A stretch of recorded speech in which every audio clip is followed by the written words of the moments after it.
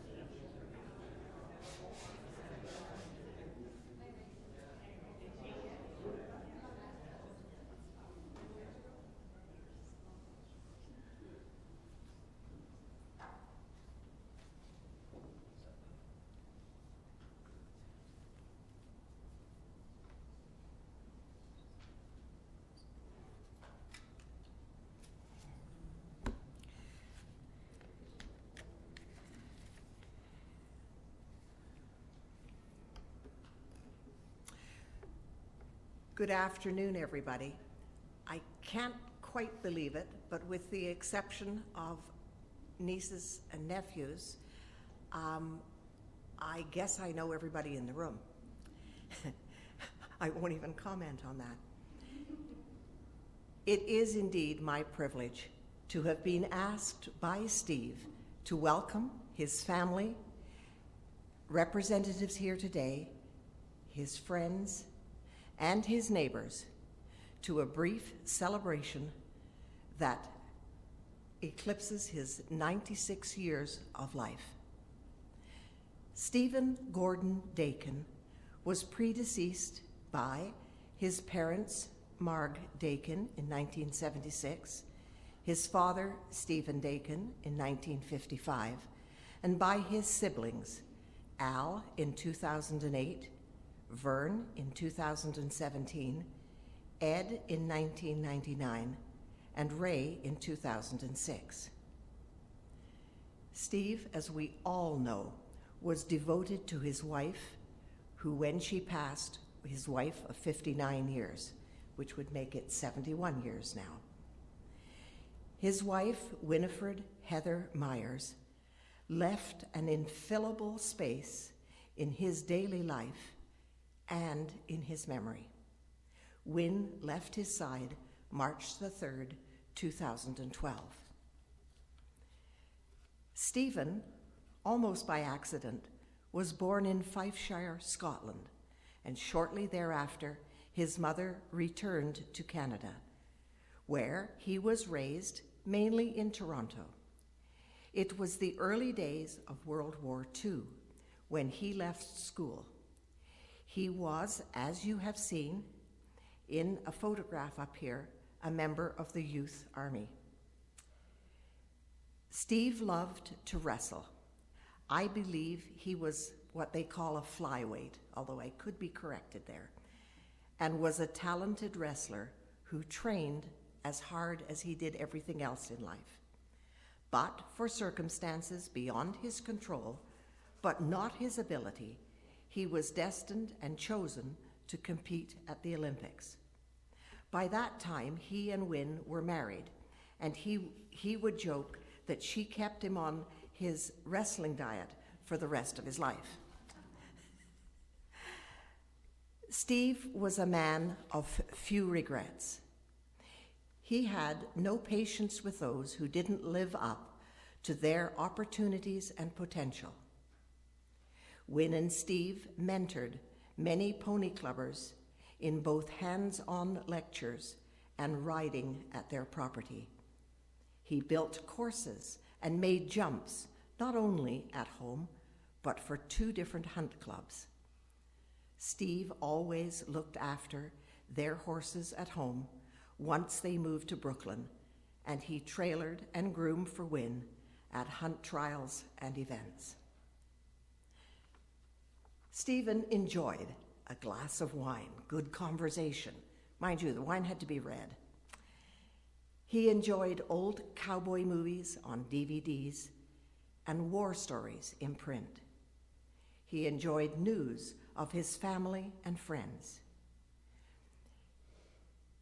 He also enjoyed donuts at clients' barns, and everybody was sworn to secrecy that he'd eaten these donuts. Steve believed the time to be here had long since passed for him, and he was more than ready. He believed in Win, the love of his life, both before and after their parting. He believed that in some way they would be reunited. He also believed that people created God and not that God created us. Steve leaves behind one sister-in-law, Carol, in Florida. He had 15 nieces and nephews spread out on the west coast of Canada, the USA, the Cayman Islands, and Mississauga, Toronto. Representatives here today are nephews Terry and Graham and one of their families, and Sheila Daykin and Russ Daykin, both from Connecticut. So I hope you'll all take the opportunity to get to know them a little bit following this.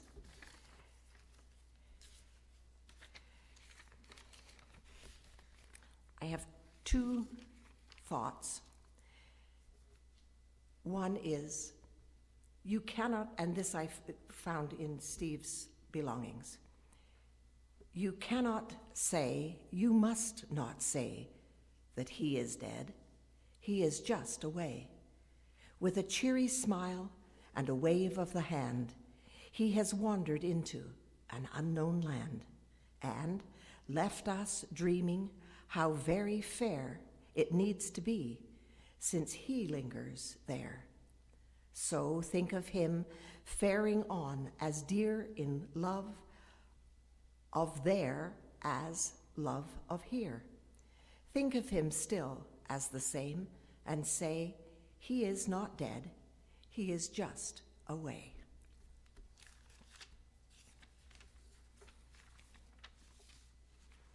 And my thoughts on closing are, we are called on a journey to a place we do not know. We are not where we started. We have not reached our destination. We are not sure where we are or who we are. This is not always a comfortable place. We need each other. Be present. Calm our anxiety. Encourage each other. Help each other to stay on the course. Open our hearts to each other so we might walk beside and guide as we continue on our journey of trust. Peace be to you, Steve, and peace be to each one of us here gathered this afternoon in the presence of his remains. Thank you all for coming, and when we close in a minute, I would invite everyone to just wander back out through the hall and down in that direction where we will share lunch and conversation together. Now, I am going to invite you to, those of you who wish, to say a few words. If you just wish to say them privately to each other afterwards, that's okay too. This came to me from Faye and Bobby Lehman in Arizona. Of course, when one thinks of Steve, they think of how great a farrier he was. Steve was our farrier, as well as our friend, as well as a friend to our family.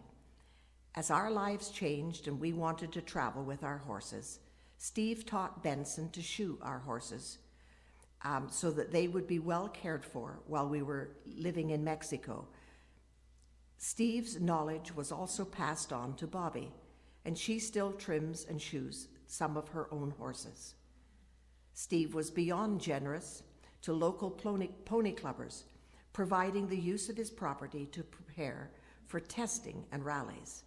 Riders were able to school a wide variety of cross-country jumps, stadium jumps, and Win would judge their dressage tests.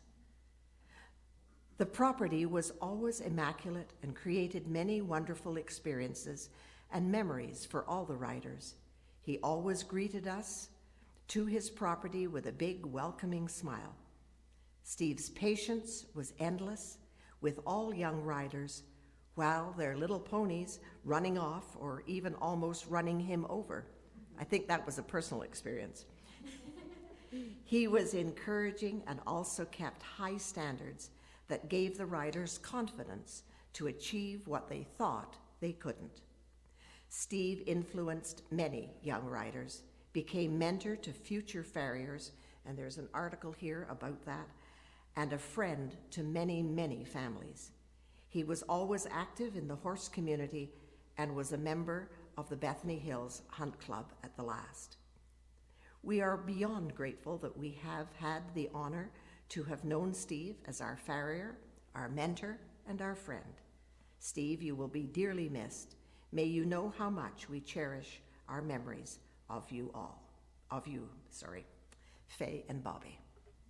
Is there anyone else who would like to make a comment, either from where you are or up here?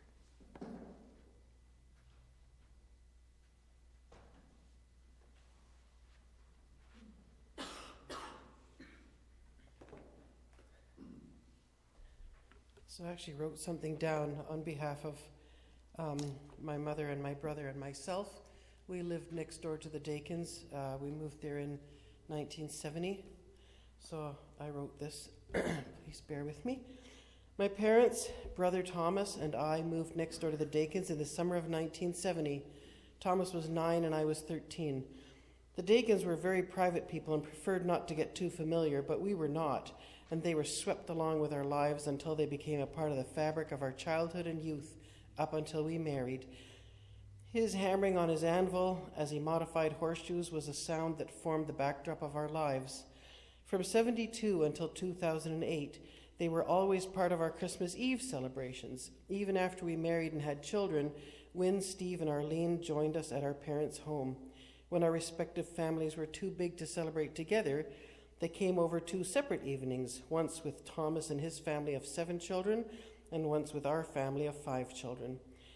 We would have a nice traditional German meal, read the Christmas story, listen to Al Maitland read The Shepherd, and open our gifts. They always gave us after 8 mints, and Mum got Laura Secord white chocolate mints. One memorable Christmas, Thomas gave Steve a book for Christmas.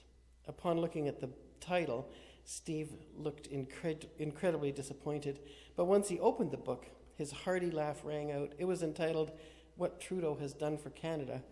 Inside the paperback was full of blank pages. He burst out laughing, and that was exactly what he felt. The book was in his truck for years to be shown to everyone who would listen. A year after we moved in, we bought a pony from a horse trader near Orono. We had no idea about the care of horses or how to find a good-tempered horse or even how to break a green pony. Seeing our needs, they quickly became good friends. We got riding lessons and so much more. In return, we fed their horses on the rare occasions they actually went away for a day or two. We were their closest neighbors, and Thomas often went over to hang out with Steve. So my parents didn't believe in carting us all over the place and putting us in organized sports. So when we were on the farm, we were on or it wasn't a farm, but our little place, we were always there.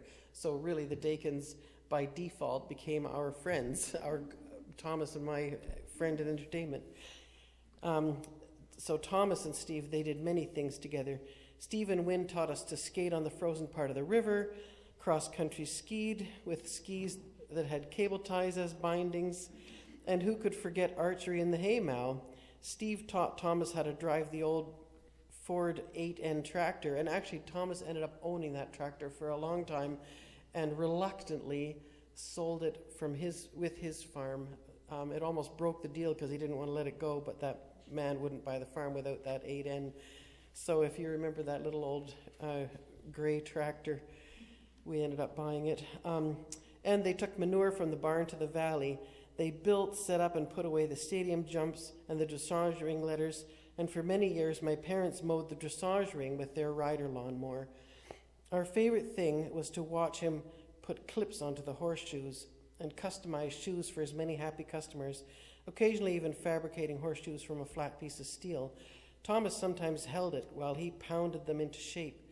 The smell of the old coke coal and the rhythmic hammering of the rhythmic sound of Steve pounding will forever remind me of those carefree years of my youth.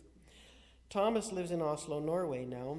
When he was here 2 weeks ago, he and I took Steve out for lunch at his favorite place, Swiss Chalet.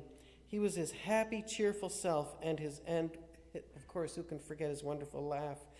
We laughed about all our many adventures and memories, and we joked about how we would celebrate his 100th birthday. Well, you know what his answer was. I hope I'm not here. We're truly thankful for the 50-plus years of friendship we enjoyed. Our mother's in Florida just now. She, too, sends her sincere condolences. We talk every day, and this week we shared a lot of good memories about the Daykins. Mum's 92 and was strongly affected by Steve's passing. It's indeed a unique kind of grief to lose every friend and relative of your generation. So thanks for listening. I'm looking forward to meeting the nephews and nieces and exchanging information. And I actually still have a few boxes of things that Steve insisted that I take that I would rather, I don't have them with me today, but I would love to send you guys pictures and you could see if there's anything you'd like me to send you, or you can come and pick it up. So thank you very much. I'm so happy that all of you are here. We had our little times with Steve and Wynn, because we lived next door. We often had dinner, went out to dinner at Mandarin with them, or they came over to our place for many, many dinners. But you guys saw a totally different part of him with the Pony Club activities and the other activities that you had with him. And yeah, they were super interesting, very special couple. Thank you, Sonia.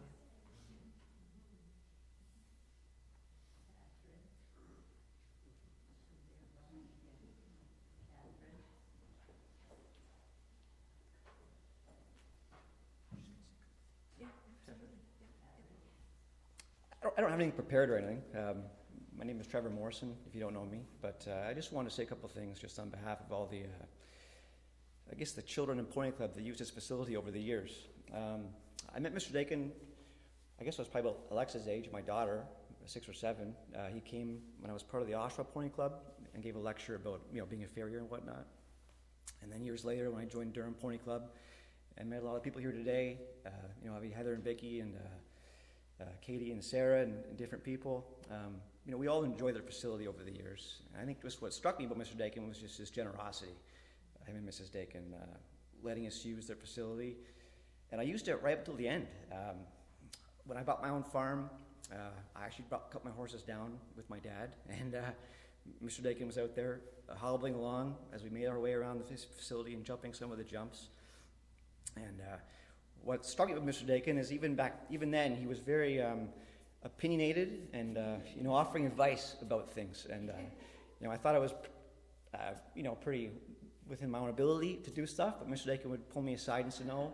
I remember I jumped one jump that he didn't feel I did a good enough way. I should have jumped it better because I jumped it where the ground line wasn't right. So he had me bring the horse around the other way and do it again, the way he thought. And anyway, he was right there helping me tack up the horses and everything else.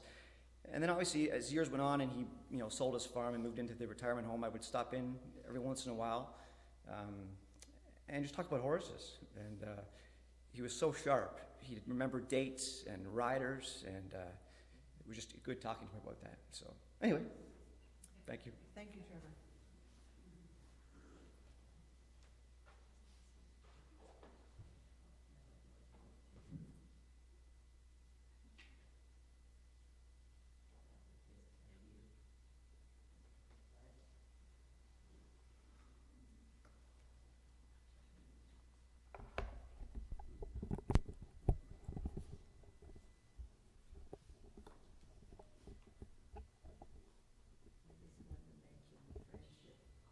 Okay, Molly.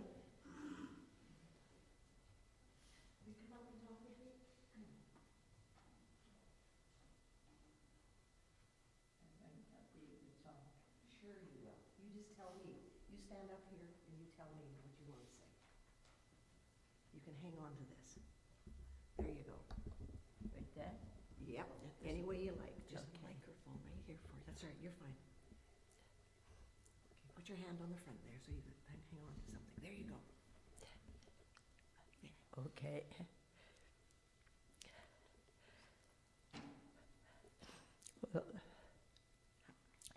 Well, You knew Stephen Wynn for a long, long time. Yeah, when I was a teenager, I decided to go for a ride, which I didn't know how to ride, of course, but just wanted to do it.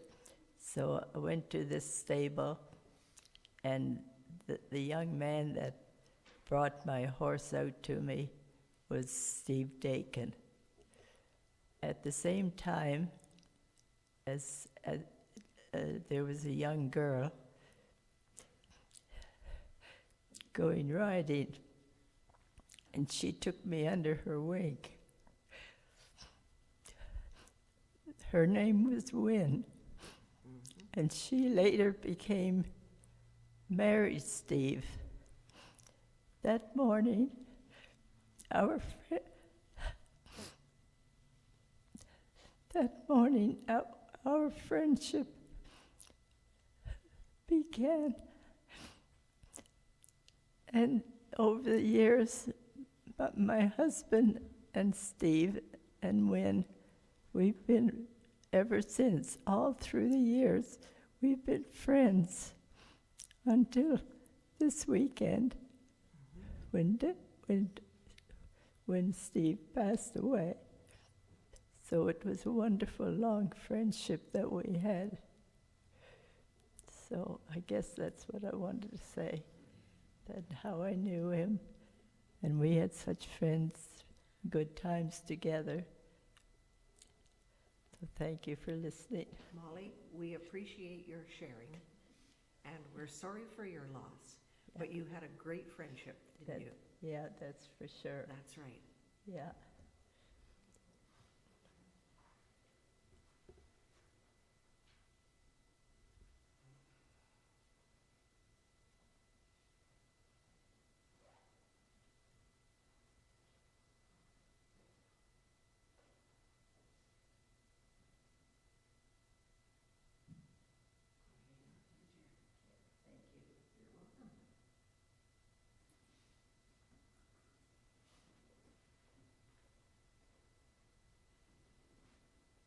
That we should all enjoy friendships of that nature.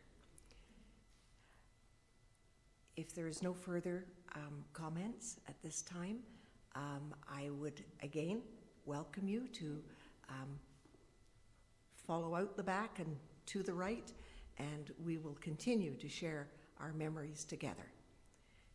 Thank you, and thank you on Steve's behalf.